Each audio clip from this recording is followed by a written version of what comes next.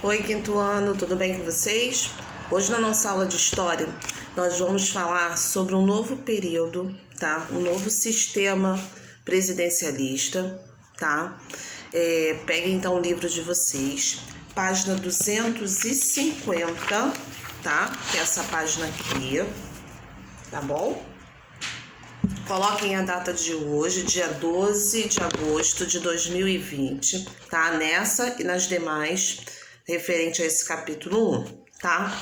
Antes da gente começar a nossa aula, né, sobre esse novo, como eu havia dito, esse novo sistema de governo presidencialista no Brasil, tá? No início do século passado, né, até meados dele, vamos lembrar um pouquinho, né, da nossa última aula do mês passado. Na última aula nossa, nós falamos sobre a política café com leite. Lembra?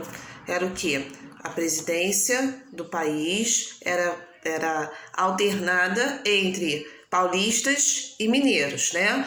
Paulistas, caso do café, ciclo do café, e mineiros, produção de leite. Então, por isso que era chamada de governo café com leite, tá? Só que a gente tem que lembrar também que esse tipo de sistema político, de governo, ele era totalmente autoritário, né?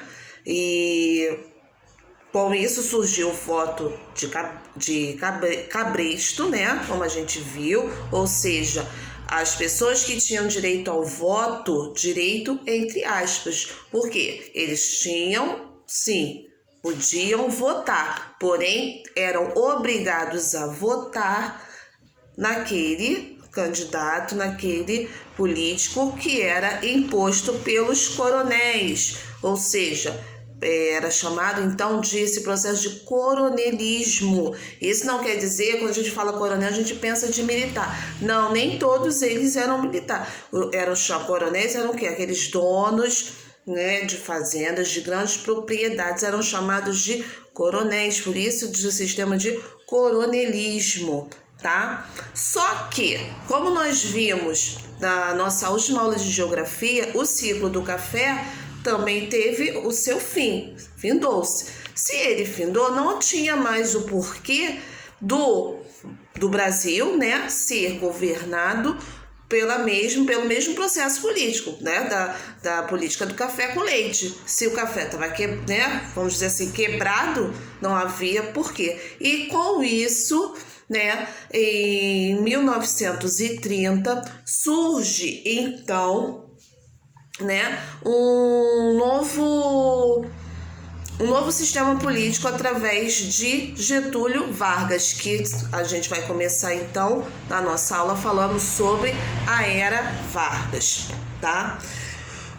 Essa Era Vargas, eu já vou adiantando que ele tinha características nacionalistas. O que são características nacionalistas? Defendia o direito da nação. Então, vamos lá. Até 1930, tá? De 1889, que foi o primeiro processo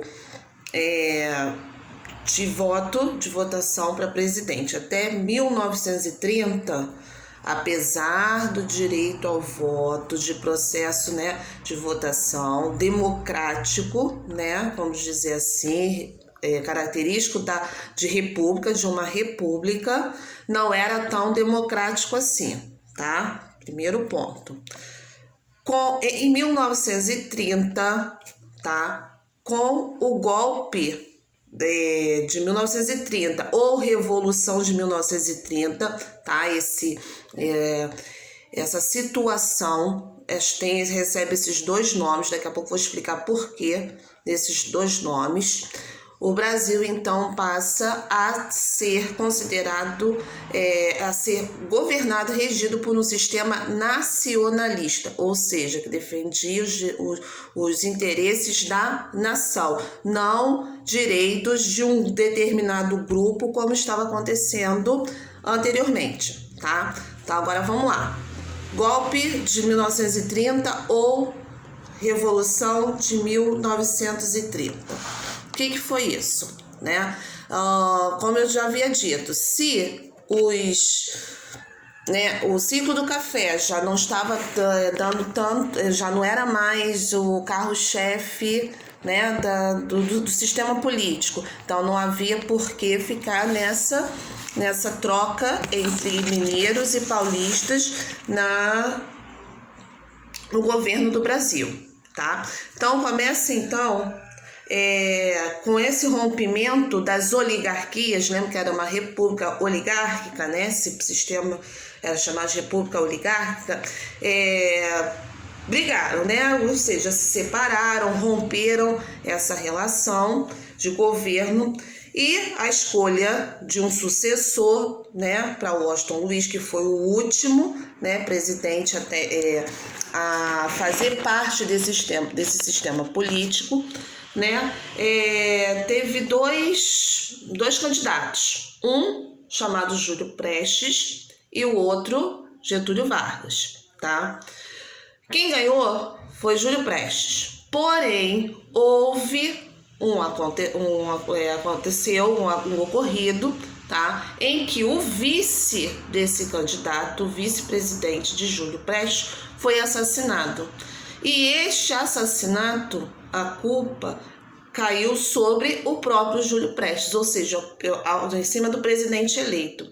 Então, como é que um presidente, né, da República eleito, né, sendo acusado de assassinato, poderia então assumir, né, assumir o cargo? Não era possível, né? Não tinha cabimento. Então, com isso, quando o presidente ele né, durante o seu mandato, quem assume é o vice. O vice, no caso ali, havia sido assassinado e o presidente culpado, né? Foi então culpado pelo ocorrido. Então, quem ia assumir esse governo? Getúlio Vargas, né, que foi o opositor nas eleições, era o que estava disputando com o Júlio Prestes a questão da presidência, né, o governo, né, o título, né, o cargo de presidente, tá? Então, por isso que eu falei, esse momento, esse ocorrido, esse fato que aconteceu em 1930, recebe então dois nomes, que é golpe, para alguns golpe de 1930 e outros Revolução de 1930. Golpe, quem chamava esse acontecimento de golpe era o quê? As pessoas que eram contra Getúlio Vargas, né? Para eles, a acusação que caiu sobre Júlio Prestes foi um golpe, ou seja, para eles ele não era o culpado, ele não era o assassino, e tal, o que aconteceu foi um golpe, ele foi acusado injustamente. Já os apoiadores de Vargas, né, chamam de revolução, né, porque eles estão ali junto, né, compartilhando das mesmas ideias que Vargas, por isso se chama de Revolução de 30. Então, esse processo de rompimento da República Oligárquica, ou seja, da política café com leite, e a nova era se chama, então, ou golpe de 1930 para quem era contra, ou Revolução de 1930 a quem era a favor, tá? Só que esse governo, veja, Júlio Prestes é que havia sido eleito, né, ganhou as eleições. Como ele não pôde governar, assumir o cargo, e Vargas tomou então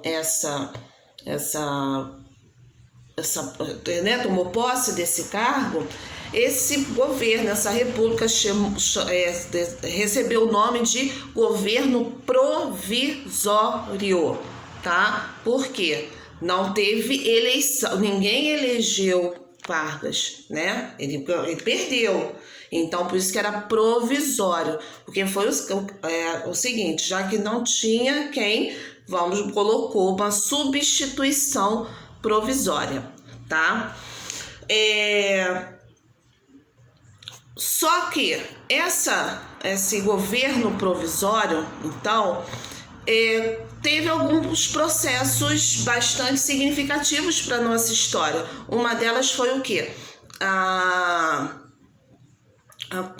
construção, né, o aparecimento de uma nova Constituição. Lembrando que a Constituição até então que nós tínhamos era lá ainda, né, do segundo reinado, né, depois uma provisória que tivemos no início, né, da Primeira República, né, ainda lá em Marechal Deodoro, e agora nós tínhamos o quê? Uma Constituição de fato, uma nova Constituição de fato, com ares nacionalistas, ou seja, com leis que realmente atendiam a nossa nação naquele momento, que já não havia mais sentido seguir leis que eram vamos dizer assim, melhores, né, que eram de acordo com a vida de quem vivia lá em 1800, já estávamos já em 1934, então não havia mais por que estar seguindo regras, né, leis de coisas, né, de vivência, né, de 1800 e tanto, já lá atrás, tá? Não fazia mais sentido. Tá? Então surgiu a nova Constituição, a Constituição de 1934. E quais eram as características principais dessa Constituição? Tá? Surgiu então a Justiça Militar, tá? A Justiça do Trabalho, por isso que é nacionalista, né? A gente, né, diz que é tão importante, foi assim um marco histórico na nossa história como brasileiros, né, do povo brasileiro, porque surgiu a Justiça do Trabalho, com a Justiça do Trabalho, as carteiras de trabalho, que até hoje, né, é tão necessária, né, onde a classe, né, assalariada precisa, né, depende dela para poder garantir os seus direitos, tá? Então, criação da Justiça Militar, criação da Justiça do Trabalho, tá? Liberação do voto feminino, tá? Vamos lembrar, o Brasil era república, já havia direito ao voto, sim, uma minoria, tá? Homens alfabetizados. Depois passou o quê? Todos os homens, alfabetizados ou não. A partir da Constituição de 1934, não só homens, como mulheres também tinham direito ao voto. Então, as mulheres começaram a votar, a ter direito ao voto com a nova Constituição, com a Constituição de 1934, tá? Liberação do voto obrigatório, ou seja, o voto tornou-se algo obrigatório. Se você é cidadão brasileiro, a sua obrigação é cooperar com o seu país. Então, o voto é obrigatório, tá? Porque você tá decidindo o destino do seu país, da sua nação, tá? Voto secreto, ou seja, antes, lembra lá no voto de Cabresto, o voto não era secreto, né? O cara era obrigado a votar naquele, né, no político, na pessoa que, né, que estava se candidatando, no candidato que o dono lá da fazenda, né, os grandes produtores mandavam, então não era secreto, tá? E outra coisa, também se surgiu a Justiça do Trabalho, a carteira de trabalho, surgiu então o salário mínimo, ou seja, nenhum trabalhador, né, formal, vamos dizer assim, poderia receber um valor abaixo daquele estipulado pelo governo, né, que a gente chama de salário base, que é o salário mínimo, tá?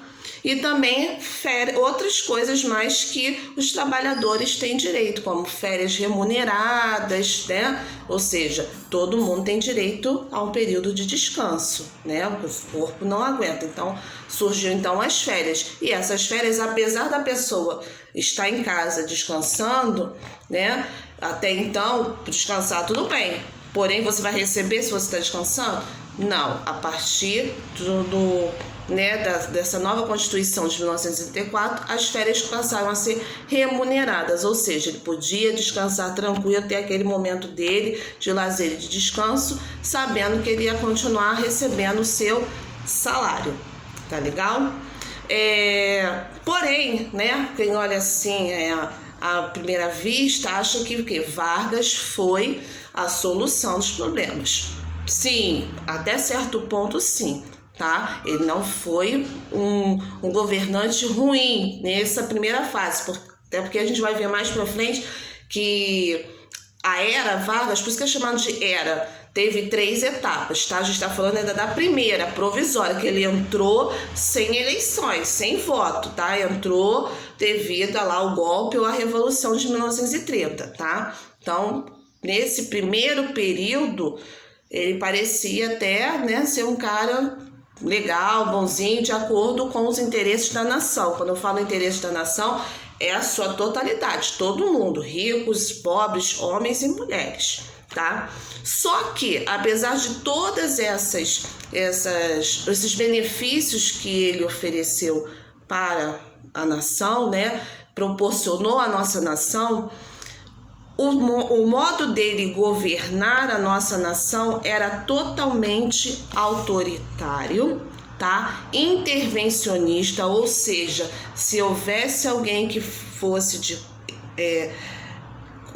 contra, né, aos seus ideais, ao seu sistema de governo, era duramente repreendido, tá? E era o quê? Era uma política centralizada. O que é uma política centralizada? Os benefícios eram de todos, para todos sim, porém apenas uma grande minoria ainda continuava tendo os benefícios melhores, ou seja, aqueles que estavam ali dentro do governo, dentro daquele círculo de governo de Vargas, tá? Só que, por ser, então, autoritário, né? Era uma coisa assim, aquele lá, coisa, eu te ajudo, mas você vai fazer o que eu quero, né? Não havia uma democracia de fato, né? Uma certa liberdade. Surge então pessoas que ficam insatisfeitas com esse tipo de governo, claro, né? Se não é totalmente, não é 100%, como eu falei, não é 100% belo, perfeito, né? A partir do momento que uma coisa, né, te traz benefícios, porém te impõe certas condições, né? Ele é autoritário, causa desconforto, né?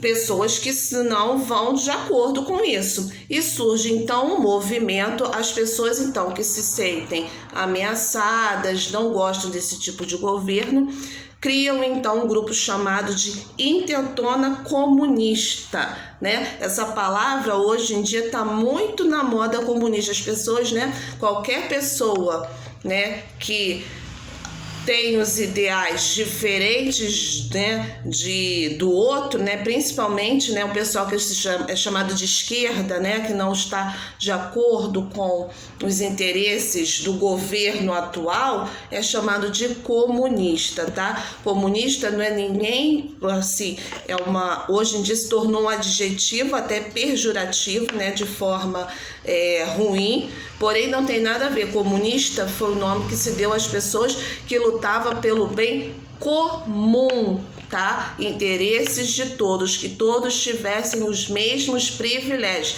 interesse comum, tá? Só que acabou, né, a palavra comunista tomando uma forma pejorativa, ruim, que não tem nada a ver, tá legal?